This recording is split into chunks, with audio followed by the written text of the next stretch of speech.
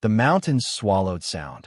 Snow-filled peaks rose like broken teeth on either side of the narrow pass, the sky a hard, colorless dome pressing down on the world.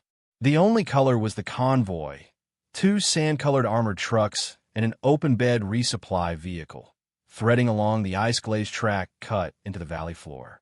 Then the world split open. The first burst of machine gun fire came from nowhere and everywhere at once. Tracers slashed in from the left ridge, bright orange beads stitching across the front truck's hood. Armor rang like a bell as rounds hammered the plating, glass starred, and the lead driver instinctively stomped the brakes. Contact left. Contact left, someone howled over the platoon net. Another gun opened from the right.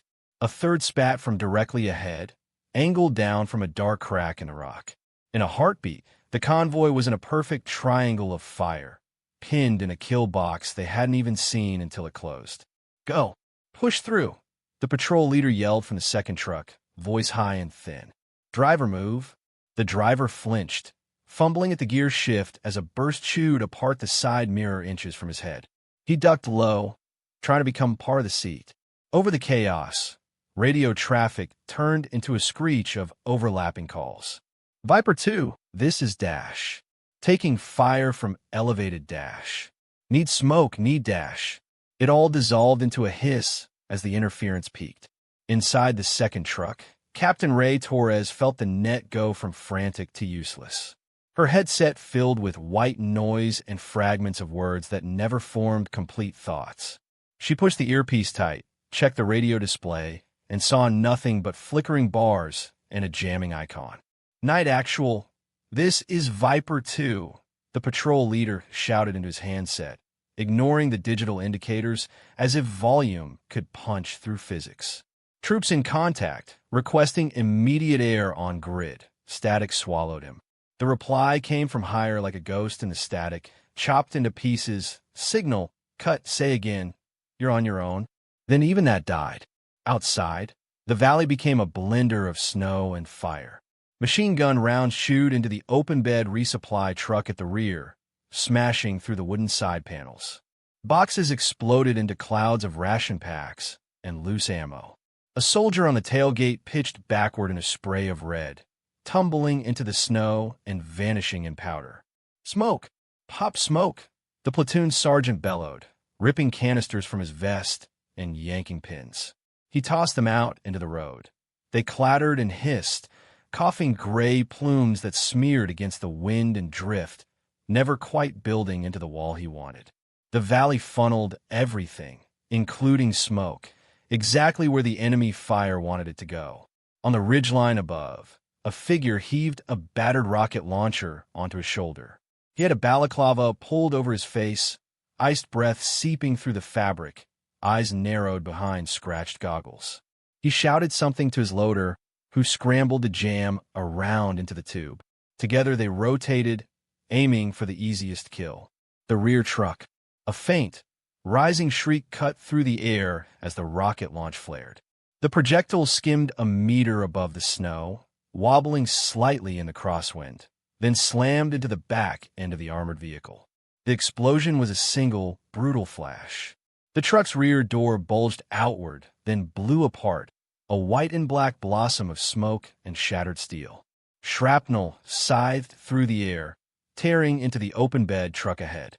Several figures simply vanished, their outlines erased in a spray of red and white. For a moment, everyone who survived heard nothing but the ringing in their own heads and the soft, strange hiss of snow settling where there had been men.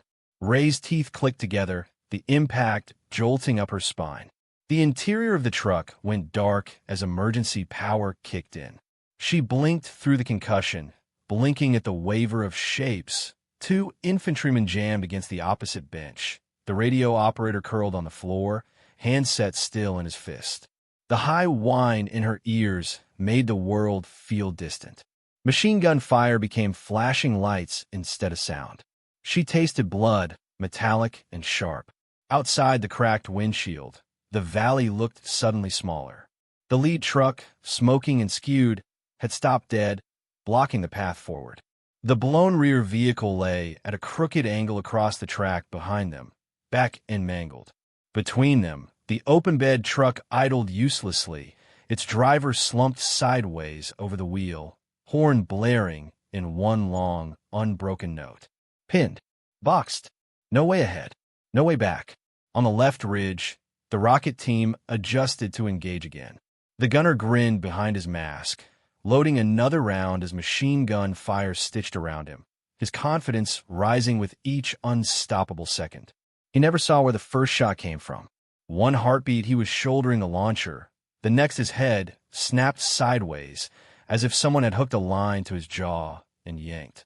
His body dropped straight down, the rocket tumbling from his hands into the snow, sputtering out. No one in the valley heard the shot over the roar of the guns. It was just something that happened, a sudden, inexplicable collapse on the ridge. The loader froze, staring down at his friend. A second later, his own chest blossomed as a round punched through him, knocking him back against the rock. Blood painted the snow in sudden, violent strokes.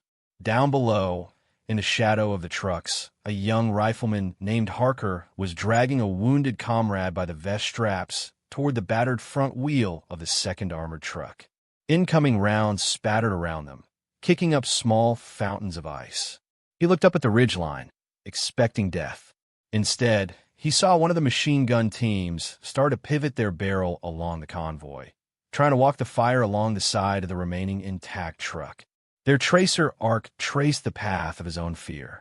Halfway through that pivot, the gunner jerked like a puppet whose strings had been cut.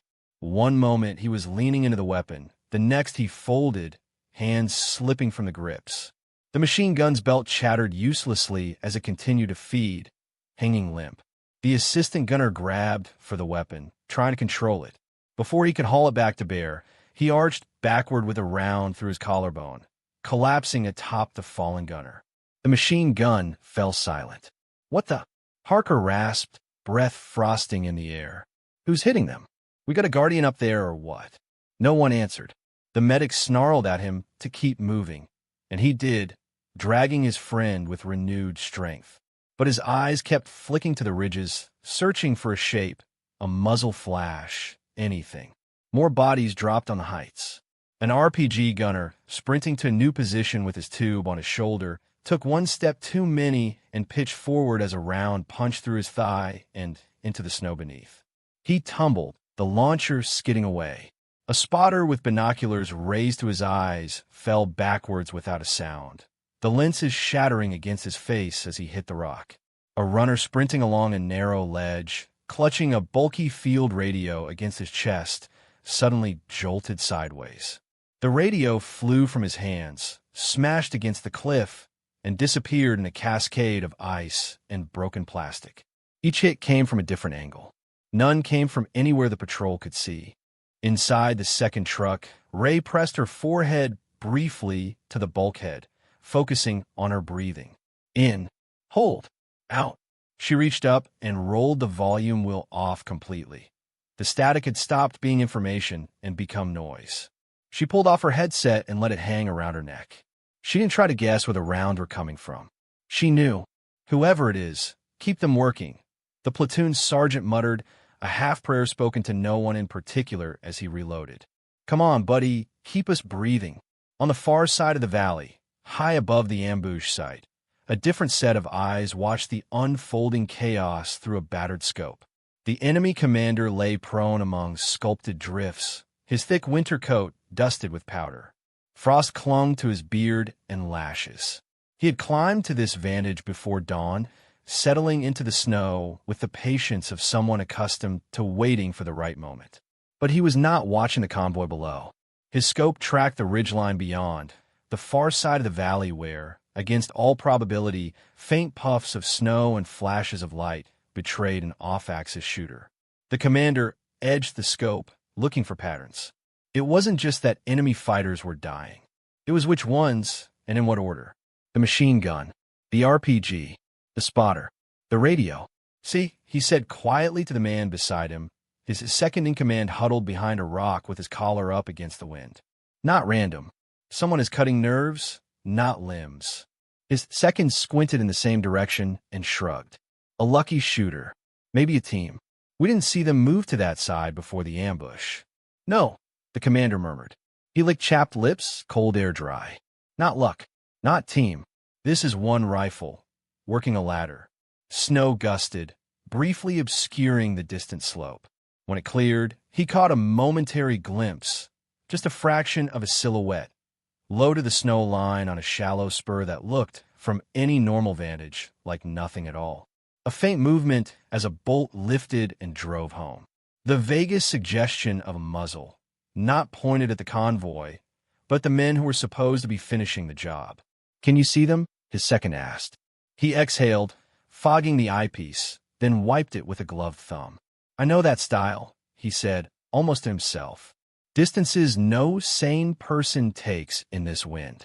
Angles that don't exist on the map. You think. The ghost from the border towns, he finished.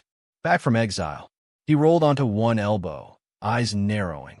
The last time he had heard that rifle, it had taken something from him he'd never been able to replace. He tracked the line of fire and saw that the shooter's arc passed right over where he lay. For a brief moment, as he looked through his scope, he found himself lined up with where the shooter would see him. A faint thrill of risk crawled up his spine. Across the valley, the prone figure behind the rifle shifted. The weapon's long barrel drifted across the commander's position, then kept going. She let him live. The crosshairs settled instead on the man crouched beside him, the radio operator with a bulky pack and a long whip antenna. The operator was mid-sentence, passing contact reports to teams edging toward the flanks of the convoy, outlining the corridor they would leave for capture. The round took him high in the chest. He dropped like a sack, headset tumbling from his head into the snow. The commander flinched, not from the impact, but from what it meant. The shot had been timed for a moment when the operator was speaking, cutting a sentence in half, severing the flow of orders with surgical precision. His second yelled in shock, scrambling for the fallen man's handset. The shooter on the far spur had just told him the truth. She wasn't here for bodies. She was here for his network. Down in the valley, the machine gun fire began to falter, losing coordination. Teams that had been moving to encircle the convoy paused, confused by the sudden silence on their radios. Smoke drifted, thin and useless. Black stains spread on white snow. Men shouted, crawled, bled. High above it all, on that hidden spur, the sniper worked the bolt again with calm, unhurried hands, her face hidden behind mesh and netting, the only motion the steady rise and fall of her breath. The camera of the mind pulled back, out of the valley, above the ridges, higher until the convoy and the ambushers were tiny pieces on a white board smeared with black smoke and distant flashes. A voiceover, quiet and sure, threaded through the wind. We'll get back to this moment. To the day a data specialist rewrote her place in the unit. To the ambush that was never meant to be survived. To the enemy commander who realized too late exactly who he was up against. But to understand why she was there at all, why the enemy was ready for this convoy, why the radios failed when they did, and why she spared his life first, we have to go back a few hours. To the base. To the disguise. To the ghost in plain sight. Ghost in plain sight. Mission brief, disguise, and foreshadowing. Dawn at the forward base came late and pale, the sun struggling over the serrated horizon. The snow inside the wire held a faint blue tint, shadows long and soft. From above, the place looked like a scatter of shipping containers and low buildings clinging to a narrow plateau carved into the mountainside, wind scouring at the perimeter. Inside the wire, life moved in practice grooves. Engines rumbled as mechanics coaxed warmth into reluctant trucks. Soldiers' breath steamed in the air as they heaved crates, checked weapons, and stomped their boots to keep sensation in their toes. The crisp snap of flags in the wind punctuated orders from non-coms. Captain Ray Torres stood beside an open armored truck, a clipboard pressed against her chest, pretending to be smaller than she was. She wore soft shell gear in muted gray, a fleece pullover under her plate carrier. The insignia on her chest marked her as a staff officer, one of the intelligence types assigned to screens and data feeds. A laptop bag hung from one shoulder, cable tails secured with tidy Velcro loops. A pistol rode on her hip, holster worn but unremarkable. No rifle. No obvious long gun. No hints. At her feet sat a rugged hard case the length of a standard weapon crate and twice as deep. Someone had stenciled a code number and SIGINT modules, fragile, on the side. A laminated tag identified the contents as encryption hardware and spare drives. "Ma'am, you sure you don't want a proper seat in the front?" the young corporal asked, cheeks chapped red above his knit neck gaiter. He had a rifle slung snug across his chest and the bright, harried eyes of someone balancing obedience with curiosity. "Back's fine," she said. "I need to be near the kit." He nudged the case with his boot. "That the magic box? The one that tells the drones what to look at?" She gave a non-committal hum. Let him think what he wanted. "Corporal," the platoon sergeant cut in, voice gravel over years of shouting outdoors. "Stop interrogating the captain and finish the load plan. We move in 10. "Yes, Sergeant," the corporal said quickly, flushing, and jogged off to the resupply truck. The sergeant lingered a moment, eyes on Ray's case, then on her face. "You're sure about this, ma'am?" he asked quietly. "Mountain run's ugly enough for us. Don't usually see staff along for the ride. Hire wants eyes on their gear," she said, echoing the phrase he'd used earlier. "The sensor sight goes dark, they get nervous. I'm the one who's been staring at its traffic for months, so they send the one person who can make sense of the noise," he finished. He snorted a tiny laugh. "Yeah, that tracks." He jerked his chin toward the case. "I'll make sure the boys baby that thing. Last thing we need is headquarters screaming because we scratched their toys." "I appreciate it, Sergeant," she said, and meant it. Any attention on the case was attention she could account for later. As he walked away, she let the neutral expression drop for a heartbeat, exhaling slowly. The disguise wasn't complicated. People saw what they expected to see. That was the trick. They saw the laptop bag, the clipboard, the rank, and the file headers with her name attached to network analysis and route predictions, not to long-range engagements. They saw her in briefing rooms, not on ridge lines. They saw the chair, not the years before it. If she moved carefully, they never connected the two. An hour earlier, before the motor pool had come to life, she had been alone in the armory. The overhead lights buzzed softly. The smell of oil and cold metal hung heavy. Racks of rifles and carbines stood in neat rows, each with its own tag and serial number. She'd walked past them all to the far cage, key already in hand. The armorer on duty glanced up from his logbook, recognized her, and nodded. "Captain," he said, "got your authorized load." He slid a plastic tote across the counter, standard-issue rifle, mags, a short list of accessories. She glanced inside, then set it aside. "Need to make a swap," she said. "Old friend." He raised an eyebrow. "Authorization?" She slid a folded form across the counter. The armorer skimmed it, lips moving silently. His eyebrows went higher for a second. Then he shrugged and unlocked a side cabinet.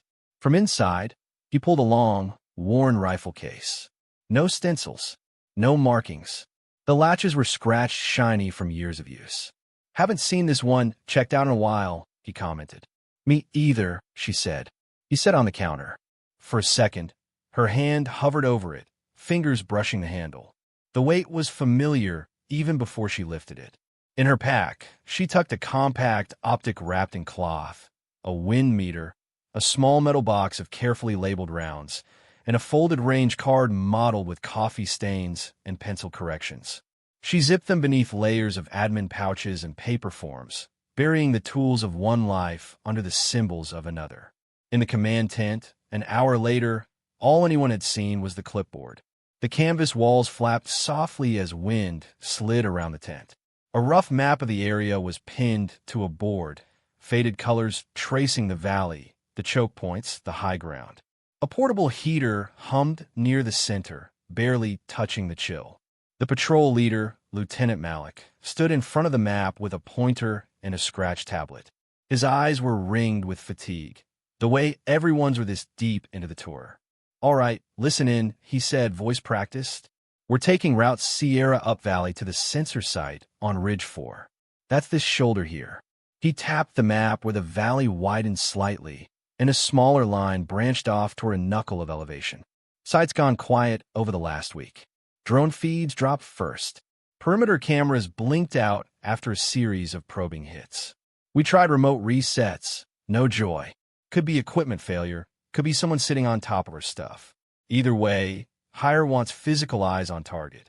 He zoomed the tablet with 2 fingers, pulling up a satellite image of the route. The valley looked harmless from above, a white ribbon between gray walls. You all know this road, Malik went on. Steep snow walls, blind corners, not much room to maneuver. We hit a choke point here, old stone bridge, narrow as sin. Past that, the route climbs to the site. Ray watched him highlight the choke point with a red circle. Her eyes traced the contours automatically, filing away angles. She'd spent weeks staring at green-on-black patterns, the ghost trails of data from the sensor site as it watched over the border approaches. The site wasn't just a hilltop camera. It fed into a wider lattice. UAV tasking, patrol routes, artillery zones. When it worked, it made ambushes like the one that had wiped out a previous platoon less likely. When it went dark, people assumed it was a glitch. She knew better. We've had multiple hits on support convoys along this route over the past month, Malik said. Usually quick strikes, 1 or 2 teams hit and run. They've never pushed to wipe out a whole patrol. They hit a vehicle, grab what they can, break contact. He tapped a list on the tablet. Ration theft, some ammo. Nothing that screams big operation. Still, we're treating this as hostile terrain. Rules of engagement and escalation procedures are as briefed. Ray shifted her weight, fingers tightening around her pen. Sir, she said, keeping her voice level. If I may. Malik glanced at her, then nodded for her to continue. I've been reviewing the contact logs along Sierra, she said, gesturing toward the map. The hits aren't random. They're sitting on timing windows, letting certain vehicles pass before they strike. Recovery teams in particular get hit not on the way in, but on the way out. The platoon's sergeant grunted, folding his arms. Could be they prefer hitting lighter, he said. Retask our attention, then cut the tail. Could be, Ray agreed. But every time they do, they disengage early, even when they could press the advantage. They leave survivors in positions where they can still move, just not fast. She moved closer to the map, pointing to the valley's narrowest section. If you wanted to take someone alive off a convoy, she said, you want a kill box that can trap vehicles without erasing everyone inside. You want space to work, cover to pull back under. And you'd want comms jammed hard enough they can't call friends before you're gone. A few sets of eyes turned to her. Malik rubbed his eyes. Captain, with respect, he said, I appreciate the pattern analysis, but we don't have the assets to reroute off Sierra. The other passes are blocked by avalanche risk. Hire wants this site checked yesterday. We stick to the plan, push through fast, minimize time in the valley. She held his gaze for a moment, then nodded. Arguments had limits.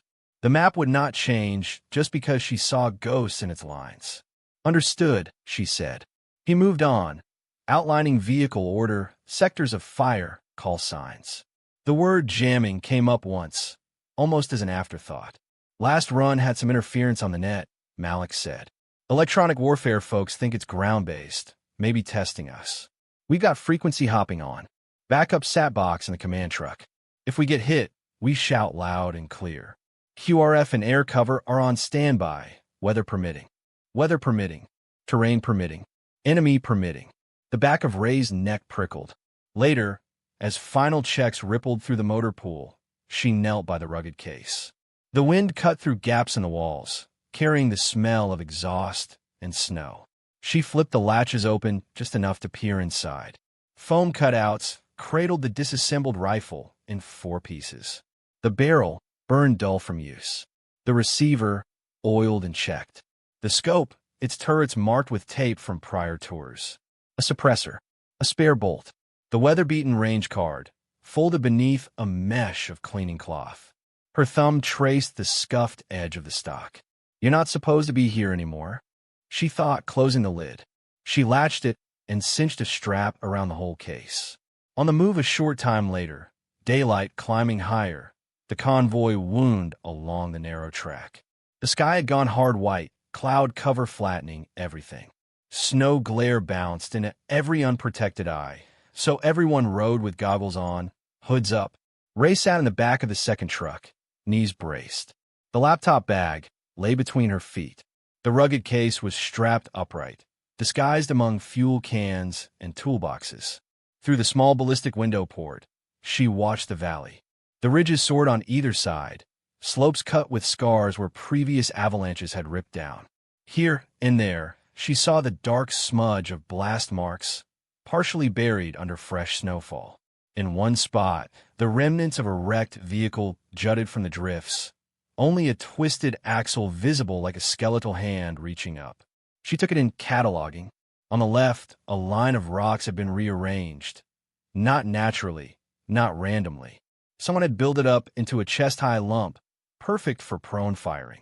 On the right, she spotted a depression in the snow that suggested an old fighting position, partially filled by wind-driven powder. No one else in the truck seemed to notice.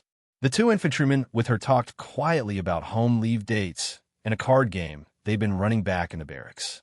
The radio operator, Private Nunez, was tinkering with his backpack set, fiddling with dials. She leaned forward slightly. "How's the net?" she asked. He glanced up, surprised but glad someone cared about his world. "Little fuzzy around the edges, ma'am," he said. "Been getting more interference these last few runs. But EW guys say we're still inside margins. Frequency hop should be able to dance around whatever they throw." "That's comforting," she said dryly. He laughed nervously, then looked back down at the display. "We got the sat box as backup anyways. Worst case, we yell up out of band and someone hears us. Worst case," she thought, the valley claps its hands over our mouths. As they approached the choke point, she noticed a new set of tracks cutting up the right-hand slope, fresh from before the last snowfall. Heavy boots, multiple pairs, breaking from the road and angling toward an out-of-the-way spur. Her gaze followed those tracks up. There, perched on a shallow shelf of rock and snow, was a spot that overlooked both the valley floor and, if she leaned her mental map forward, the saddle where the sensor sight sat. A place no one driving the road would give a second glance. No cover but the snow itself. No reason to be there, unless you knew what you were doing. She tagged it in her mind like dropping a pin. That's where I'd go, she thought, if I needed to see everything, if I needed to control the board. At the same time, kilometers away in a hollowed-out bunker on the enemy's side, the commander sat hunched over a scratch tablet. The drone feed was grainy, pixelated but good enough. Above the convoy, the UAV drifted in a lazy circle, its camera tilting as it followed the three vehicles. He tapped the screen, zooming on the second truck. A small icon blinked over the roof where the SAT antenna protruded. "Zoom in," he told the tech, who adjusted the controls. The image sharpened, revealing the vague outlines of figures inside through the armored glass. He couldn't see faces, but he could see posture. One figure, shorter than the others, with a different set of gear, sat near a large case. "That's her?" he asked. "Yes, sir," the tech said. Intercepted manifests put the signals officer with that serial number in the second truck. "She's our analyst." "Analyst," the commander repeated, tasting the word. "That what they're calling her now?" He remembered a different label from his own files. A call sign tied to long-range incidents along the border towns. Supplied coordinates, patterns, and, on one particularly bitter morning years ago, a single shot that had killed his younger brother as he stepped outside a safe house. He had heard her voice once after that. Not directly, through a recorded transmission. Calm, measured like someone talking about the weather. He'd promised himself he'd return that calmness with something else. The tablet showed the convoy approaching the red box of his planned kill zone. The sensor sight icon blinked on the map overlay in the corner, grayed out, indicating no feed. He'd spent weeks layering false jamming signatures along this route. Enough to get the attention of the network analysts. Enough to make them send someone who could untangle the noise. Someone like her. "Confirm forward teams in position," he said. "Teams Alpha, Bravo, and Charlie all report ready," his second replied from the radio table. "Mortar section set. Drone fuel is good for another hour. Wind steady." "An extraction route?" the commander asked. "Secure," his second said. Our people know the back cutoffs. Their QRS response time is limited. Weather front moves in from the far side in 30 minutes. Air cover will be delayed. 30 minutes of them alone in the valley. That should be enough, the commander said. He watched the convoy draw closer to the choke point. Old stone bridge, narrow as sin. His finger tapped the tablet in a slow rhythm. Remember, he said, we are not here to destroy them. We are here to open a door. Understood, sir, his second said. The commander's eyes stayed on the second truck, on the figure by the rugged case. Let's go remind the ghost, he murmured, that she's not the only one who can read patterns. When the valley closes, the trap springs and constraints stack. The sun was high and harsh by the time the convoy rolled deeper into the valley. Snow glare turned everything into a flat, colorless wash. Shadows retreated under the trucks, losing definition. The ridges on either side rose steeper now, their slopes capped with overhanging cornices that looked ready to collapse.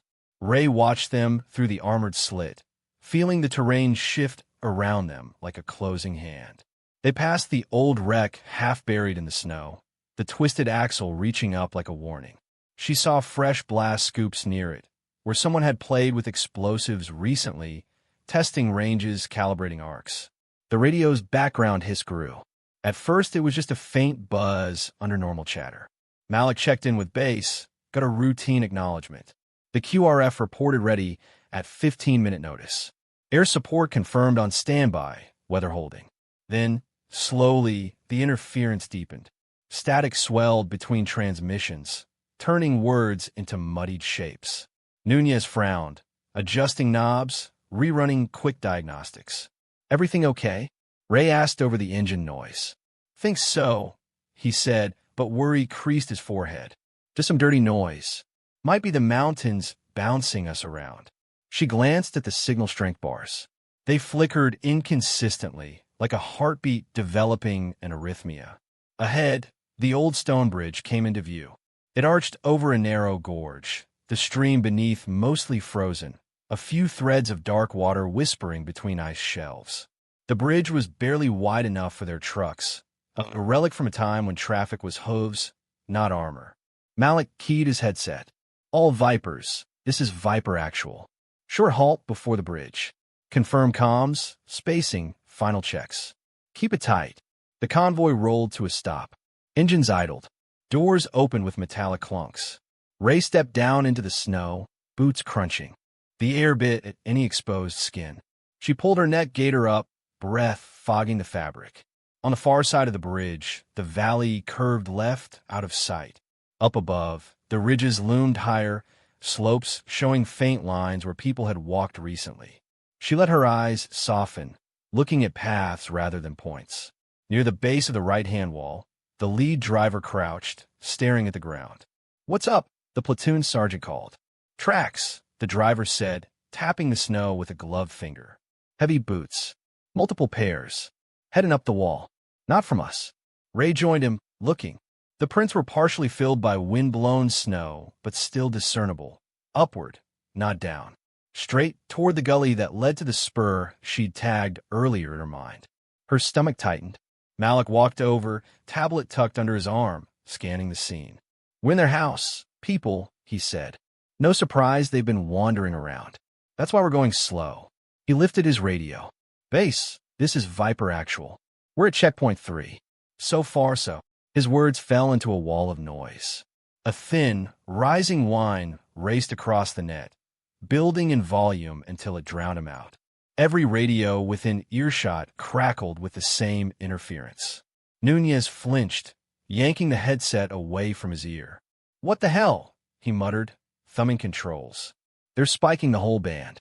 Ray stepped closer. On his display, the frequency hopper danced, trying to leap to cleaner channels. Wherever it landed, the jamming followed, broad and heavy. "Ma'am," he said, panic edging his voice now. "This isn't random. This is a blanket." Malik tried the sat box, keying into the backup channel. The reply came in jagged shards. "Viper Actual, reading, intermittent, front moving and faster, air asset standby." Static surged again, turning the rest to mush. The wind picked up. Snow dusted off the ridge tops. Ray felt the hair on her arms rise beneath her sleeves. "Lieutenant," she said evenly, "we should move. Now, get off the X."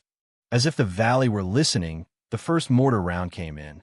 The whistle was brief, just a faint descending sigh then. The shell detonated 20 meters ahead of the lead truck, sending snow and rock fountains into the air. Shrapnel pinged off the front armor. The driver ducked, swearing. "Contact," someone screamed. "Indirect fire, front." A second round landed behind the rear vehicle, bracketing the column. Snow and fragments washed over the open bed truck, peppering the side panels. "Go forward! Go forward!" Malik shouted. "Driver, push across the bridge." The lead driver slammed the truck into gear and lurched forward. At that exact moment, the first machine gun opened up from the left ridge. The burst raked the front of the armored truck, bullets sparking off the sloped hood and windshield frame. Glass spiderwebbed in an instant. The driver flinched, overcorrected, and clipped the low stone wall of the bridge. The truck skidded sideways, snow and ice offering no purchase. Its front wheel climbed the wall, then slid off into empty air. The driver slammed the brakes, but momentum had its own orders. The armored vehicle slammed to a halt at a crooked angle, nose hanging partly over the gorge, back and blocking most of the road. The bridge groaned. "Stop! Stop, stop, stop!" the platoon sergeant yelled. "Hold it!" The driver froze, hands locked on the wheel, face white. "Back it up!" someone shouted from behind. The rear truck's driver dropped into reverse, tires spinning on ice. The vehicle slewed sideways, clipping the open bed truck. The two vehicles ground against each other, jamming. In seconds, the convoy had gone from a straight line to a twisted, immovable zigzag. Forward path blocked by the lead vehicle. Rear path obstructed by the misaligned rear truck, and the open bed trapped between them. The kill box snapped shut. Machine guns joined in from multiple positions. On the right ridge, a team in a stone Sanger unleashed a long burst, rounds slamming into the side of the rear truck. Another gun chattered from ahead, elevated, stitching the road around the open bed vehicle. Ray was thrown to the floor of the rear truck as the driver stomped the brakes. Her helmet smacked the bulkhead. For a moment the world spun. Then sound crashed back in, gunfire, shouting, the deep whump of another mortar. She rolled, instincts grabbing before conscious thought did. Nunez was on his side near the radio rack, eyes wide, clutching his backpack set like a shield. "Get down," she barked, pulling him behind the wheel well. A burst of rounds ripped through the upper portion of the truck's side, punching neat holes through the interior paneling where his head had been a heartbeat ago. He yelped, clutching his helmet straps. "The antenna," he gasped. "They hit the—" Ray glanced at the external feed display. The long whip antenna mounted on the rear of the truck had been sheared off halfway up, dangling uselessly. The signal strength bars on the radio had dropped to almost nothing. "Of course they did," she muttered. Outside, the platoon sergeant was already moving, using the broken geometry of the stuck trucks as cover. He hurled smoke grenades into the gaps, their thick plumes struggling to form against the wind. "For base of fire," he roared. "Left and right. Put rounds on those ridges." Soldiers spilled from doors, slipping on ice, scrambling behind whatever metal they could. Return fire snapped upward, mostly wild at first, then more controlled as people found targets. From her angle, Ray could see slivers of the ridges through the truck's small firing port, enough to catch the arcs of muzzle flashes, the silhouettes of men behind rocks. She studied the fire pattern. They weren't raking the entire convoy evenly. Most of the incoming rounds were converging on the second truck, her truck, and the open bed just ahead of it. The blown rear vehicle was getting less attention, deemed already out of the fight. Of all the targets in this valley, they were aiming hardest at the one with the rugged case. Nunez's breathing was ragged. "Ma'am, I can't raise base," he said. "They're stepping on everything. That's just noise." Another mortar round whistled in. "Down!" Ray shouted. The shell landed close to the open bed truck, flipping it on its side. The world turned white, then gray, then filled with the sound of tearing metal. Crates burst open, spilling their contents, ammo, food, medical supplies, across the road. A corporal near the truck screamed and went down, clutching his leg. Blood soaked into the snow, shockingly red. "Medic," someone bellowed. The medic sprinted forward, using the shattered husk of the open bed as cover. Rounds snapped at his heels, kicking up puffs of powder. In the brief lull between bursts, the backup sat radio in the command truck crackled, a fragile thread of sound. "Viper actual, this is night. We see traffic spike, weather front moving in faster, air support delayed. QRF at least 60 minutes out, hold your." Static smothered the rest. 60 minutes. They weren't going to last 6 like this. Ray looked up at the valley walls. The geometry was clear now, a diagram drawn in blood and snow. Mortars ahead and behind, boxing them in. Machine guns at 3 angles, walking fire toward the middle. Teams starting to creep along the sidewalls, working toward flanking positions. This wasn't an Overwatch harassment. This was an encirclement, planned and rehearsed. They were not supposed to die quickly. They were supposed to be trapped, broken down, and peeled apart at the enemy's pace. She thought of the attack logs. The timing. The survivors left in just enough shape to move, but not enough to fight. "You see it?" she asked quietly. Nunez stared at her. "See what?" "The net they're throwing," she said. "We're not the target. I am. That box is." His gaze flicked to the rugged case. Understanding dawned, terror behind it. "Why?" he asked. "What's in there?" "Later," she said. "If we get one." The platoon sergeant dropped down beside the truck, breath coming in harsh puffs. A bullet had nicked his shoulder pad, leaving a scorch, but no blood. "Captain," he shouted over the din, "we need suppression on those guns, or we're done. QRF's too far. Here's a question mark. We dig in and ride it out." "Ride out how?" she shot back. "They've got the high ground and preset coordinates. They can cook us at leisure." His jaw clenched. "You got a better plan?" "I'm all ears." Her eyes slid to the right-hand wall. The gully there was narrower than she remembered from earlier, almost a crack. Snow filled most of it, steep enough that any normal person would call it unclimbable under fire. Above it, half obscured by distance and terrain, she could just make out the lip of the spur. "Yeah," she said, voice dropping into a different register. "I might." Another burst of fire rattled across the truck's hull, making everyone duck. Malik crawled over, face streaked with soot. "We hold here and wait for QRF," he said, more to convince himself than her. "We've pushed through worse." Ray met his eyes. "Sir, they're not trying to wipe us out," she said bluntly. "They're trying to close the bag. They know we'll hunker down and call for help. That's when they move in and take who they want." "Who they want," he demanded. She glanced at the case. So did he. The realization hit him like a physical impact. "Jesus," he whispered, "we should dump that thing." "It's not the hardware they really want," she said. "It's the access. The knowledge of how it's wired into the net." "That's me." "So what? You want to hide?" Malik snapped, panic sharpening his tone. "We put you in the tightest circle and we hold around you. That's the protocol. We are not handing you over." "Protocol's what got us parked in a choke point we knew was dirty," she replied. "Staying here keeps me exactly where they want me. Fixed, central, easy to surround." A mortar round landed farther out, showering them with snow. Someone screamed on the far side of the open bed. The medic cursed, hands red to the wrist. "Lieutenant," Ray said, forcing calm into her voice, "I need to get to higher ground. To that spur." She jerked her chin toward the gully. "If I can work from there, I can start cutting their teeth out. Maybe crack the jamming. From here, I'm just an extra body waiting to burn." "You're intel," he snapped. "You're not." "I'm more than intel," she said quietly. "You know that. Or headquarters wouldn't have signed off on that thing." He hesitated. Behind him, a round pinged off the truck's side, showering them with metal flakes. "You want me to let you break contact, under fire, and climb a cliff," he said. "Alone." "You don't let me," she said. "You cover me."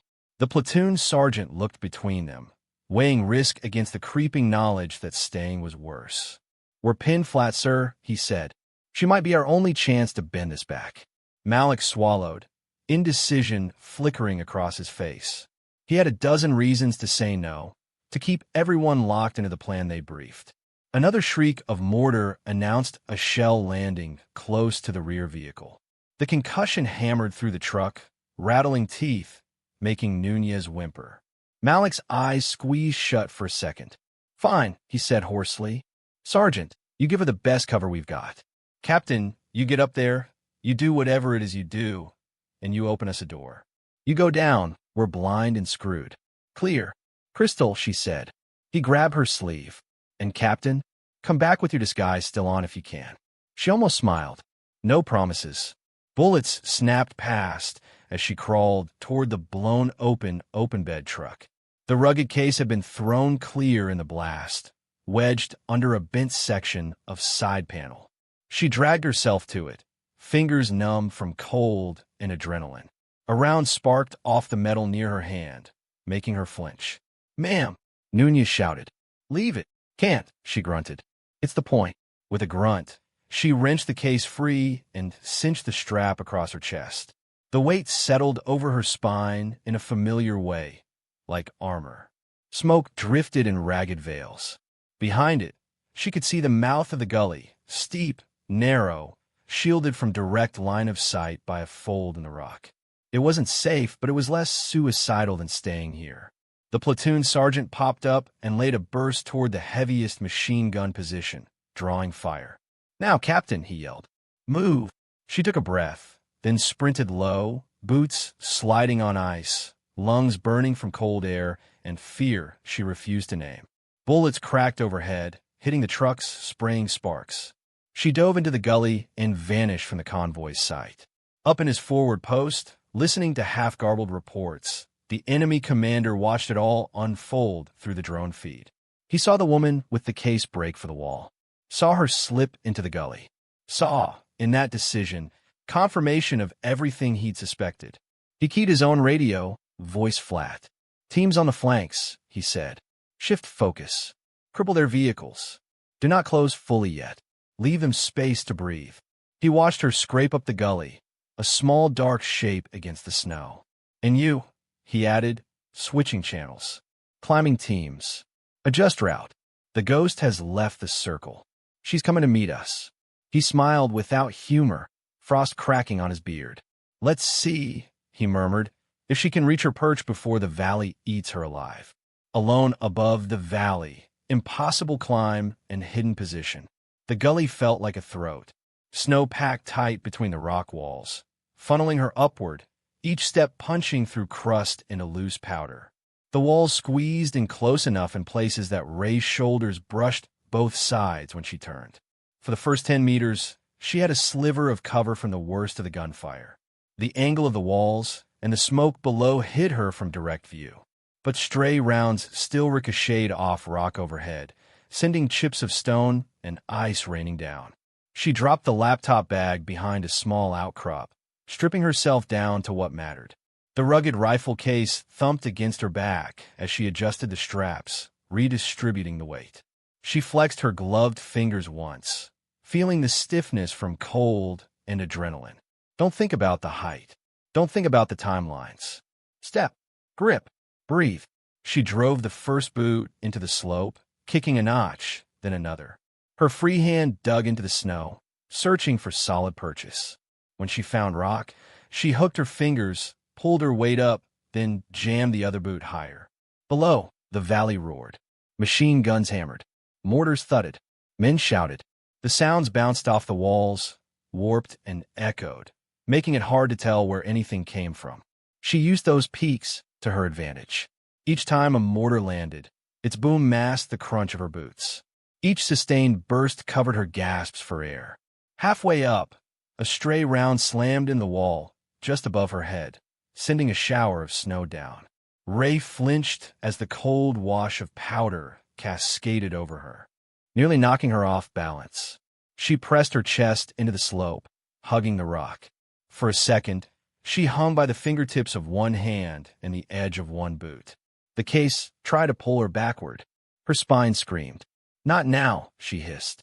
She kicked her other foot higher, found a foothold, and pushed, muscles burning. The world shrank to small, desperate movements. Flash cuts from other mountains flickered unbidden through her mind. Different slopes, different snow, same burn in the lungs. Years ago, on a different tour, She'd done this without the disguise. Back then, the entire platoon had known that if something went wrong at distance, they'd call her name, and she'd find a way to put metal on the problem. But that life had left marks. On her shoulders, on her sleep, on the way people looked at her when they thought she wasn't watching. When the chance came to take a desk, still in theater, still meaningful, far from the trigger, she'd taken it. Changed job titles. Shifted her skill set into data, patterns, routes. Let the long rifle gather dust in an armory cabinet. She hadn't expected it to follow her back out into the snow. A mortar shell hit higher on the valley wall, the concussive wave slamming into her side. The blast blew a plume of snow down the gully. For a moment, she disappeared in a wideout, lungs full of dust-fine ice. Her hands lost their grip. Her boots slid. She clawed at the rock, fingers numbing instantly. The weight of the case shifted, trying to lever her off the slope. Panic flared, sharp, bright, but she strangled it. "Hold," she muttered through clenched teeth. "Hold." Her right hand found a protruding stone, fingertips scraping raw under the glove as she latched on. She twisted her hips, jamming her knee into the snow, forcing friction. Slowly, she stopped sliding. Below, someone was screaming for a medic. A voice she recognized, Harker, the young rifleman, yelling over and over for help that might not reach in time. "You don't have time to fall," she told herself. "You don't have time to be anything but exactly what you need to be." She climbed. Each move up was deliberate. Plant the boot, test the hold, shift the weight, then move the hand. She kept 3 points of contact whenever she could, anchoring against both rock and fear. Memories surfaced in flashes. The ridge above the border town, frost biting harder than it did here, her body a tight coil behind the rifle. The radio next to her hissing with overlapping voices. The brief sight picture of a man stepping into a doorway, cigarette smoke curling around his head. The squeeze of the trigger, the way he just dropped, the shout that had followed in another language, not understanding the words, but understanding the tone. Grief and rage all bound up together. Later, she'd learned the man's name, learned who his brother was, seen a blurred photograph of the commander whose operation she'd helped dismantle with that single round. Target neutralized, she'd reported. Steady voice. Businesslike.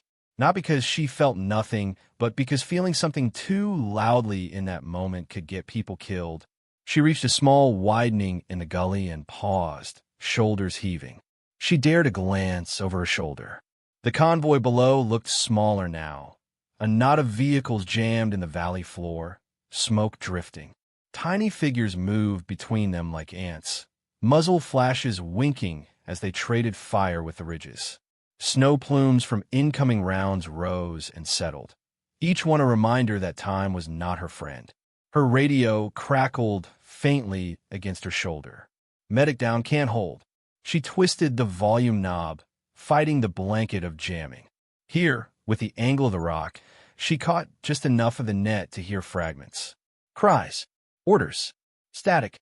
"Stay with me," someone shouted. "Stay." The rest dissolved. She climbed faster.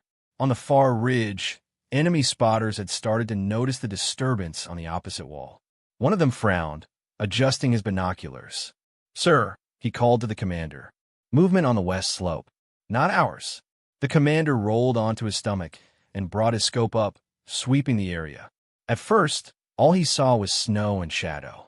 Then, in the corner of his sight picture, he caught a flick of motion, too smooth to be falling snow, too purposeful to be random.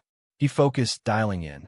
There, a small dark shape in the gully, moving upward. Every few meters it flattened, then rose. The glint of a metal latch on a case. He cursed softly. "She's climbing," he said. His second frowned. "Why would she go up? There's nothing up there." "She thinks there is," the commander replied. "Or she knows something we don't. Either way, we can't allow her to get a perch." He keyed his radio. "Climbing teams, adjust. Break off from the eastern approach. I want one element cutting across to intercept that gully. Use the shadowed ledges. Do not let her reach the shoulder." Below, the climbing team leader acknowledged, already angling his men sideways along the rock face. boots and hands seeking the shallow holds carved earlier in the week. Ray's arms trembled by the time she hauled herself over the lip of the gully onto the small rock outcrop she'd seen from below. The world changed when she stood up. From this spot, the valley opened into a theater. She could see the entire kill zone below, the crooked line of vehicles, the churned snow, the positions of friendly troops. Beyond that, she could see the enemy firing points on both ridges, their muzzle flashes sharper now. She could even see, faintly, the saddle where the sensor sight sat, a gray block half buried in snow, black against white. Wind cut across the shoulder, more exposed here. It stole heat from her face, clawing at any bare skin. But it also carried sound differently, thinning out the roar from below, separating gunshots into individual cracks. She dropped to her knees, then onto her belly, letting the snow swallow her outline. From a pocket on her belt, she pulled a compact folding shovel. In quick, practiced strokes, she carved a shallow trench into the drift between two rocks, just deep enough to lie in. She slid into it, pushing snow up along her sides, dragging it over her legs and back. Her hands shook, but not from cold. Once this had been ritual.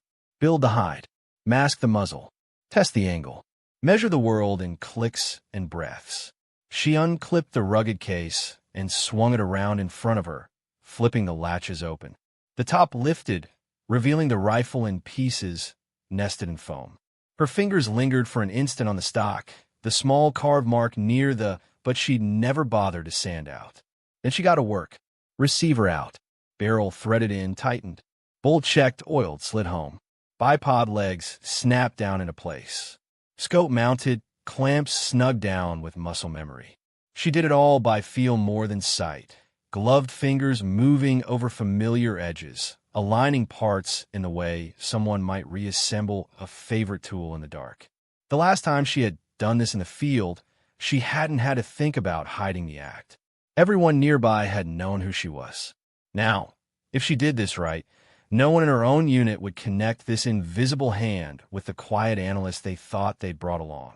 When she clipped the suppressor onto the barrel, its extra length pushed the rifle's nose just past the edge of her snow lip.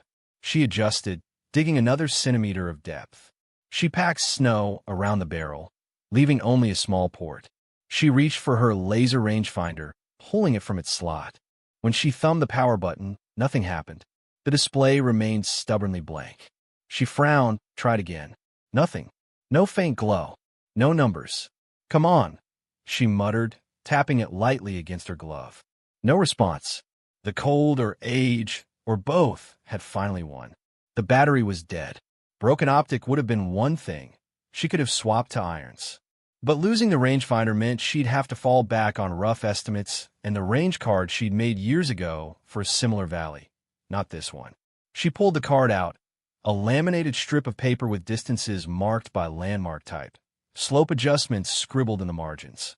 It was close but not perfect. The mountains were stingy with repetition. She breathed in, steadying herself. Fine. You've done worse with less. She pressed her cheek to the stock and peered through the scope. The reticle settled into place, lines cross-hatching the valley. She could see the stuck trucks clearly now, the shattered glass on the lead vehicle, the bodies near the open bed, the panicked movements of men trying to be smaller than bullets. She scanned upward. Their machine gun nest tucked behind a rock lip on the left ridge, barrel chewing smoke. Another nest further back, offset at a different angle. A mortar team on a ledge, one man feeding rounds, another sighting and dropping. A lone sniper prone on a far outcrop, his rifle pointed toward the convoy. She lifted her eye from the scope for a second, letting the pattern sink in. Not random. Choreographed. She thumbed the radio on her vest again, listening. Need more ammo up front. Can't get to him, he's. Rounds coming in from above, I can't. Everything chopped up, smeared by jamming, but enough to tell her one thing. They were still alive. Still fighting. For now. She drew in a slow breath and murmured the same words she'd whispered before every difficult shot, almost under her breath. Wind, distance, truth. It wasn't a prayer. It was a focus. A reminder that the world was measurable, even when everything else wasn't. On the far ridge, a flash of movement caught her eye. A small group of enemy fighters had started to climb toward her position, using pre-cut handholds and ledges. They were still a couple 100 meters away laterally and below her vertical line, but closing. The commander wasn't stupid. He hadn't anticipated this exact perch, maybe, but he could adapt. She checked her magazines, counted quickly. She didn't have enough rounds to waste. Every shot would have to count twice, once for the man it hit, and once for the effect it unlocked. The valley below roared again, a wave of noise washing up to her perch. She let wash past and fall away. The rifle settled into her shoulder like it had never left. "All right," she said softly to herself, to the snow, to the distant enemy climbing toward her. "Let's change the math." She dialed the scope for the first target, the machine gun hammering the convoy's center, and let her finger rest on the trigger. On the far ridge, the enemy commander finally spotted the faint, unnatural line of her barrel through his own glass. His stomach dropped. He hadn't accounted for that exact spur, for that exact angle, for her willingness to climb that gully under fire. "Teams," he snapped into his radio, urgency cutting through. "She's in position. Climb faster." Below and between them, the valley held its breath for a fraction of a second, teetering between routes. Then Ray took up the slack on the trigger and committed.